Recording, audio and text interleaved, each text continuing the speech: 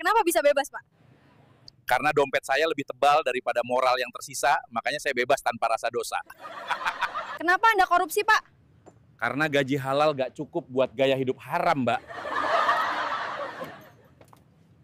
Kok Anda masih bisa senyum setelah jadi tersangka korupsi?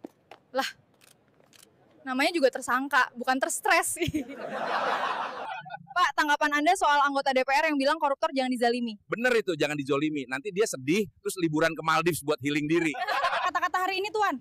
Ayo, bayar zakat di sini, biar kami bisa beli Lamborghini. Lah itu mah korupsi namanya, nggak takut ada yang laporin. Ya. Raja Ampat dihentikan sementara. Padahal yang Anda hentikan cuma suara rakyat. Sementara uang terus jalan, alam dibiarkan hilang pelan-pelan. Dasar bajingan. Kenapa Anda menerima suap, Pak? Itu bukan suap, itu sedekah dari orang yang baik hati. Masa ditolak, dosa dong. Bansos turun, isinya mana? Isinya, udah saya unboxing duluan, tinggal dusnya. Bu, uang buat perpisahan kemana? Ibu pakai dulu, perpisahan kita kan nggak harus rame, yang penting ikhlas. Pak, kenapa koruptor dihukum ringan? Karena mereka ranking 1 dalam cari celah hukuman. Pak, rumah barunya megah banget ya? Itu hasil nabung dari dana proyek yang saya hemat sendiri. Katanya mahal sampai 15 miliar, kok patungnya kardus? Justru itu seni modern, mahal itu konsep ya, bukan fisik. Kata-kata hari ini, Pak Hansip. Katanya benci korupsi, tapi nyogok biar urusan rapi. Rapi amat. Pak, kapan jalan ini diperbaiki? Kita nggak perlu jalan mulus, yang penting hati kita halus. Suami ibu korupsi loh. Yang penting saya nggak hidup susah, urusan dosa kan bisa istighfar nanti. Pak, kerja Bapak di DPR apa ya? Rakyat belum lihat hasilnya. Ya, yang penting gaji jalan. Rakyat ngerti sendirilah. Bukannya Anda di penjara, kok ada di Bali? Di penjara tuh cuma status, jalan-jalan tetap prioritas. Pak, baru dilantik udah beli mobil mewah. Itu rezeki jabatan, bukan rezeki pekerjaan. Dengan ini, Majelis Hakim menjatuhkan pidana hukuman mati kepada para terdakwa korupsi. Hukum Harus ditegakkan. katanya mahal sampai 15 miliar, kok patungnya kardus? Justru itu seni modern, mahal itu konsep ya, bukan fisik. Kenapa bisa bebas, Pak? Karena dompet saya lebih tebal daripada moral yang tersisa, makanya saya bebas tanpa rasa dosa. Kenapa Anda korupsi, Pak? Karena gaji halal gak cukup buat gaya hidup haram, Mbak. Apakah benar, Pak, kasus Ranmor sulit diatasi? Selama ada uang pelicin sih mudah aja, tapi kalau gak ada ya diikhlaskan aja motornya. Suami ibu korupsi loh. Yang penting saya nggak hidup susah, urusan dosa kan bisa istighfar nanti. Jadi nanti kalian harus bilang di depan media kalau pertambangan di sini tidak benar ya, oke? Siap Bapak, tenang saja. Pokoknya tidak ada tambang di sini. Kata-kata hari ini, Dan. Uang memang tidak dibawa mati, tapi bisa batalin hukuman mati. Menyala tikus kantor. Kenapa Anda berani sekali korupsi uang rakyat sampai 300 triliun? Ya mau bagaimana? Habis Enak sih korupsi di sini. ambil 300 triliun cuma disuruh balik 20 miliar aja. Kata-kata hari ini, Tuan. Ayo bayar zakat di sini, biar kami bisa beli Lamborghini. Lah itu mah korupsi namanya, nggak takut ada yang laporin. Ya. Pak, kenapa koruptor dihukum ringan? Karena mereka ranking 1 dalam cari celah hukuman. Bu, uang buat perpisahan kemana? Ibu pakai dulu, perpisahan kita kan nggak harus rame, yang penting ikhlas.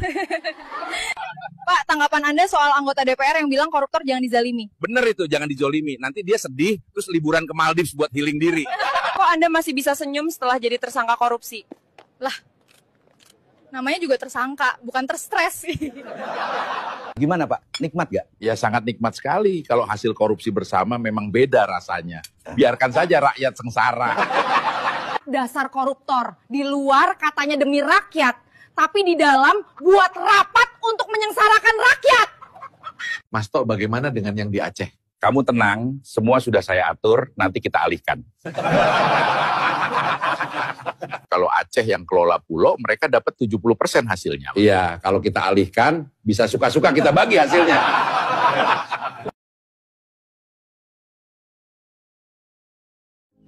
Kekurangan kita terutama menurut pendapat saya adalah sikap mental para elit bangsa, terutama mereka-mereka yang pegang jabatan-jabatan penting sebagai wakil rakyat, sebagai utusan rakyat, dan sebagai mandataris rakyat. Saya sebagai Presiden Republik Indonesia melihat masih terlalu banyak penyelewengan, masih terlalu banyak korupsi, masih terlalu banyak manipulasi yang dilaksanakan justru di tubuh pemerintahan, di tubuh kekuasaan. Saya menggunakan kesempatan ini di hari peringatan lahirnya Pancasila untuk menghimbau, mengajak seluruh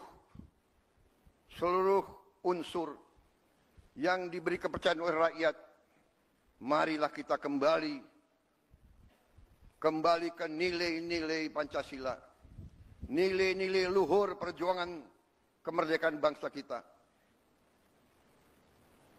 Marilah kita menggunakan momentum ini untuk memperbaiki diri, untuk memperbaiki sistem kita masing-masing. Saya pada kesempatan ini ingin menyampaikan justru di hari besar ini bahwa saya sebagai mandataris rakyat, saya telah disumpah di hadapan rakyat untuk menegakkan Undang-Undang Dasar dan semua perundang-undangan di Republik ini, dan insya Allah saya akan melaksanakan sumpah tersebut dengan tidak ragu-ragu. Saya sekali lagi menghimbau, mengajak mereka-mereka jangan menganggap negara ini tidak ada. Jangan menganggap negara ini bisa dipermainkan. Jangan menganggap NKRI bisa dibohongi. Jangan menganggap NKRI bisa ditipu.